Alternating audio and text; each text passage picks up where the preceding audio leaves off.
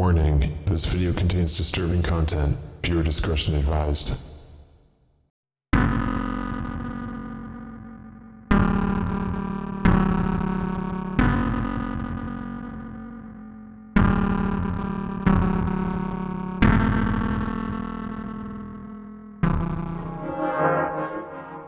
Guy in the Closet, Let's Not Meet.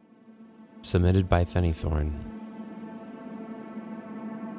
The first time I came face to face with this strange man was about 7 years ago. It was a normal summer day. Now, I didn't have a terrible childhood, but I didn't have a great one either. My mother was struggling to make ends meet. We lived in a really crappy 2-bedroom house. It was my mother, her boyfriend, my 2 younger brothers, and myself. My mother worked nights, and so did her boyfriend, so it was up to me to watch my 2 brothers in the evenings. It was just like any other normal summer day at first. My friends and I hung out during the day, walk around our small town, enjoying the warm weather. Now, for it being a small town, there was still plenty to do. Walk through the woods, go down to the park, all the typical kid things. We decided to waste time at the park until I had to go home to watch my brothers. It was normal, boring stuff. We walked around, played with the basketball someone left behind, sat on the swings, and talked about our lives and what we were going to do when we got older. It was nearing 3 p.m. when we noticed a guy sitting on a bench over by the basketball court.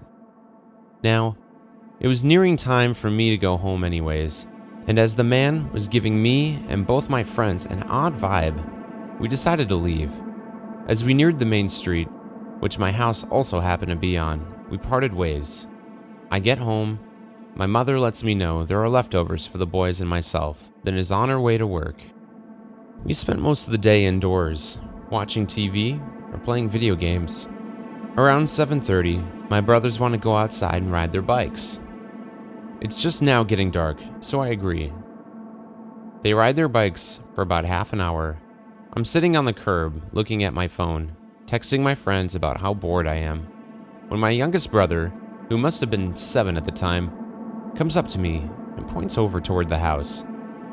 I look, just in time to see what looked to be a man walk inside. I immediately tell my brothers not to worry and continue riding their bikes as I call my mother and let her know what just happened. She calls the police, and they show up within 5 minutes. Seeing as the police station is just a few blocks away, small town. They do a full search of our home but find nothing. They speak to my mother on the phone and tell her nothing is there. It must have just been our imagination. Tentatively, my brothers and I walk back into the house, so I sit them down and turn on the TV. Time flies, and I look up, and it's already 9:30. I really gotta get them to bed soon. I head upstairs to go into our closet. All 3 of us share one bedroom, so all of our clothes are stuck in one closet.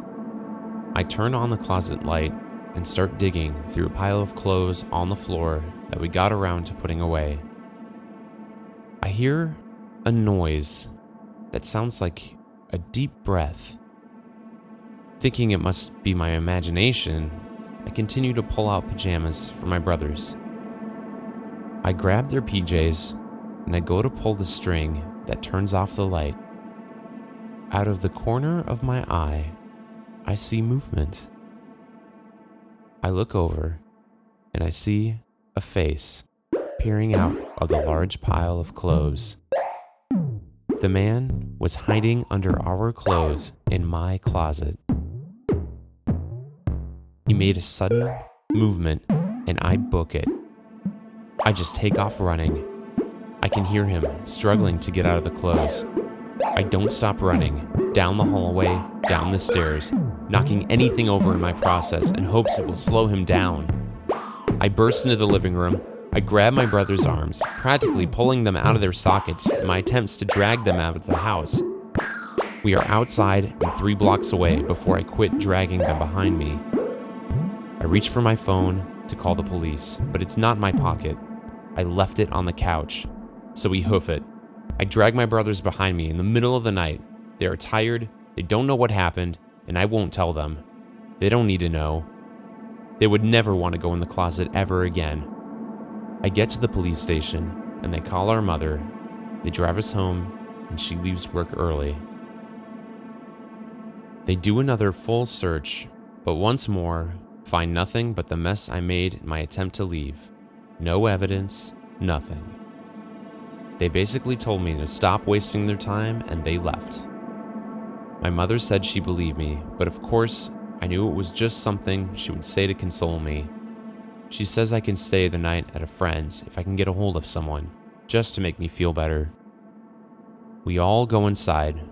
My mom sends my brothers to go get cleaned up before bed. I walk over to the couch where I left my phone. It wasn't there though. It was on the floor, smashed to pieces. Very obviously smashed by a hammer, seeing as the hammer is sitting right next to it. I call my mother over and show her the mess of my phone on the ground. She walks over to our storage cabinet and pulls down the only toolbox we have. She opens it, and our hammer is still inside. I didn't realize what that meant at the time, but now that I think about it, the man was in my home, in my closet, in my room, with a hammer, just waiting and hoping for me and my younger brothers to fall asleep. Let's not meet again, please.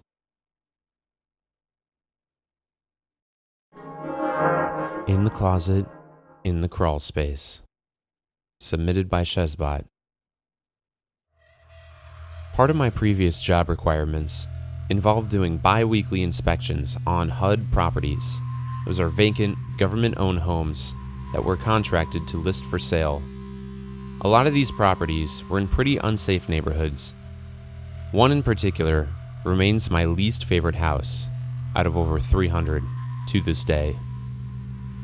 To start with, on my first visit, it was apparent that something had happened in this house. Someone had been making meth, or something had gone horribly wrong. A fire had occurred, but there was no record of a fire with the previous insurance company. The neighbors said no fire had occurred, and the local fire department or police had never responded to a fire. I had my fair share of problems with broken windows, used condoms, the usual stuff you would find in a neighborhood like this. Then, one afternoon, I pulled up in front of the house and started my inspection as I usually did, by walking around the house and going into the garage. Immediately, a car down the street started honking their horn. I thought it was weird, but this isn't the best neighborhood, so I just ignored it. This house had a garage that was built into the back of the house, covering 2 bedroom windows. The windows looked down to the garage. There was no door from the garage into the house. In order to enter the garage, you had to go in through a single door on the left side of the property, toward the back. I should also mention that the heating system of this house is in such that all of the heat comes up from the middle of the house through a big open vent covered with a screen. The ductwork is gone, so when you look through the vent, you can see into the crawl space. I go into the garage and I notice that the crawl space door is open. I look up and notice one of the bedroom windows is open. I stop. They should both be closed. I stand there for what feels like forever and contemplate calling the police. But I'm in a hurry, so I just turn around, go back out the door and lock it. I go to the front of the house. The car down the street is still honking its horn. I start my inspection as I usually do. Kitchen, living room, bathroom, bedroom number 3, bedroom number 1, and then I go open the hallway closet in between bedroom 1 and bedroom 2. It won't open. I know I've opened it before. I'm turning the knob and pulling it, and it will not open. I start to get a really weird feeling in my stomach. The car outside is still honking. I step over the vent into the floor to go into bedroom number 2, and I look down and I see pair of eyes looking back up at me. I look up, wipe my face, look back down, and they're gone.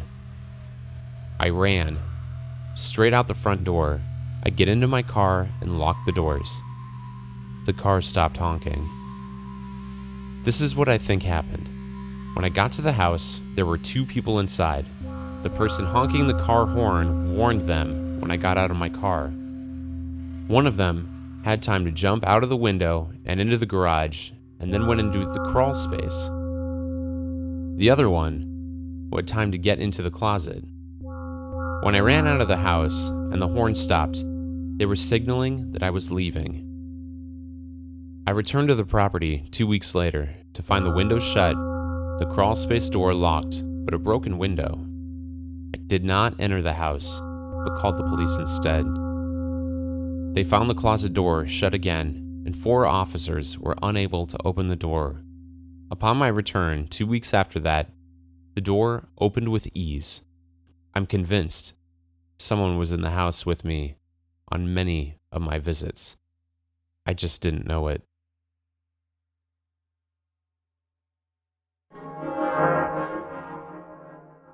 The underwear in my closet. Submitted by Pudgy Fluff. Let's start with the background. I grew up in a very small Wisconsin town with a lot of strange folk. I'm a petite, not intimidating, female. I was living with my father and my younger sibling in an average home in town at the time. My grandparents frequently came over for shared dinners. I was a senior in high school, and for my final semester, I was able to leave school an hour and a half earlier than usual twice a week. I relished this time home alone and would often use it to take long, hot showers, since no one else could scold me for using all the hot water. One day, I arrived home early as usual.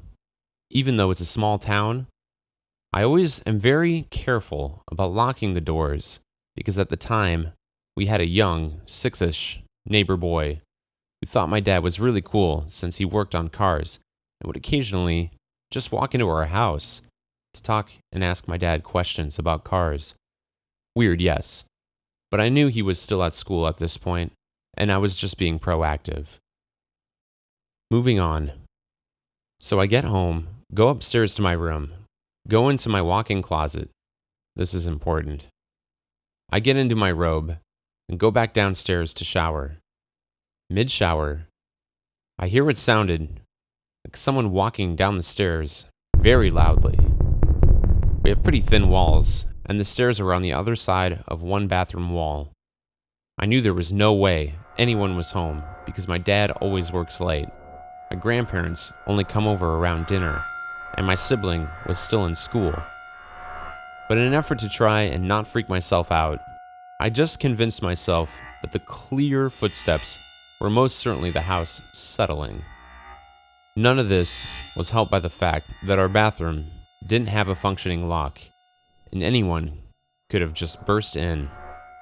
I searched the shower for the sharpest, most weapon-like shampoo bottle and quickly finish up. Still uncomfortably moist and in a flimsy old bathrobe, I decide I'd search the house despite the creepy, off feeling that practically everyone on the site has experienced.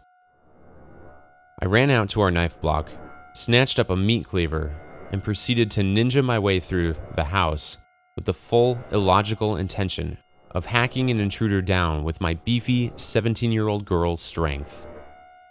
I searched every nook and cranny, and it didn't find a thing downstairs. The doors were still locked, and since I didn't hear anyone go back upstairs, I figured the footsteps were just a figment of my imagination, and I calmed down a bit.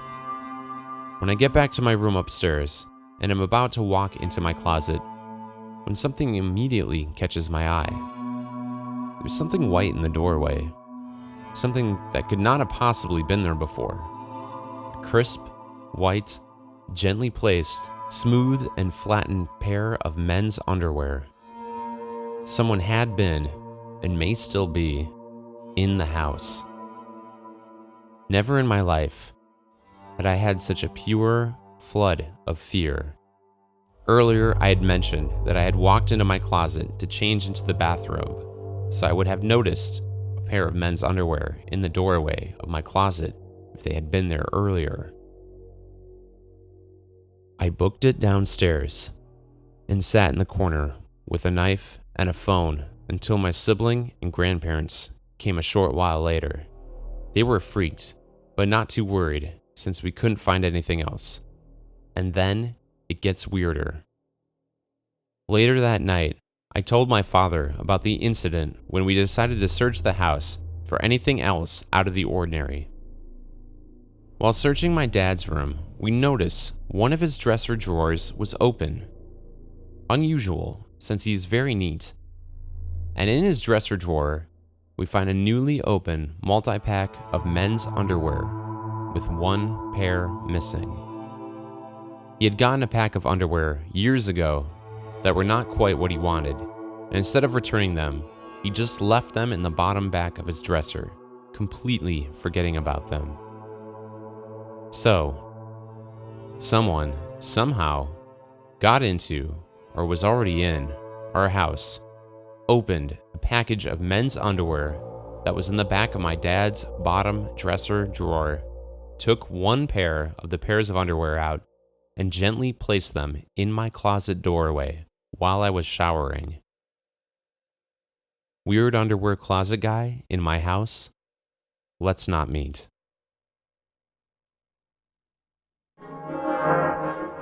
Bloody Pants in the Closet, submitted by ACLW12. I'm 19 now. When I was in the 8th grade, my parents split up, and my mom got a cute little house downtown from our home. We would stay with my mom most nights, as it was my mom who took me and my older sister to school in the morning because my dad had worked early. My parents maintained an okay relationship for our sake. I never really liked the place because I had hated change, and my mom was in a sort of bad state of mind with the split and all. She reconnected with a guy she had a high school relationship with who had moved states. A few months into their long-distance relationship, she went to visit him for a week. My sister and I stayed with my dad, but would stop by my mom's often to check on things, pick up stuff we might have forgotten. Anyways, a few months later, Mom breaks things off with them. Things are going as good as it can get, I suppose. Then my mom started to act weird, like she was constantly looking over her shoulder, and it just seemed like she never really felt comfortable. There was one night where Mom was out with a friend. My sister and I, with our dad, for the night, stopped by my mom's place to grab something. The door was unlocked when we got there, which was weird. So naturally, we called Mom and asked her if she remembered locking it. She said yeah. We were in a rush, so we were just like whatever and let it go. Here's where it starts getting really weird. Our mom went out one morning to start her car, and there was a bouquet of what looked like really expensive flowers in her car. We asked what the hell that was about, and she really didn't know.